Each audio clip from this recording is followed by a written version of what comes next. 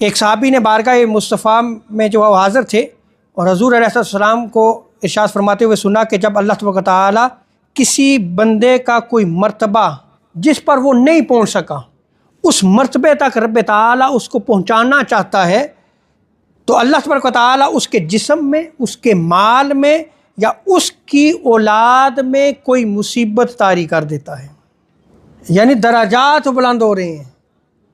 وہ کسی اور عمل سے اس مقام و مرتبہ تک نہیں پہنچ سکتا تھا، رب تعالیٰ جو ہے اس کو بیماری میں مبتلا کر دیتا ہے، یا مال میں نقصان ہو جاتا ہے، یا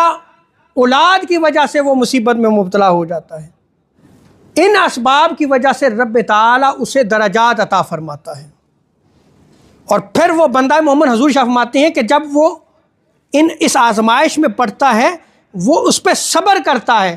حتیٰ کہ وہ بندہ اس مرتبے تک پہنچ جاتا ہے جو اللہ تبارک و تعالیٰ کے نزدیک اس بندے کا پہلے مرتبہ تھا۔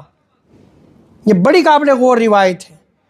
کہ وہ اپنے نیک اعمال کی وجہ سے وہ مقام و مرتبہ نہیں حاصل کر سکتا تھا،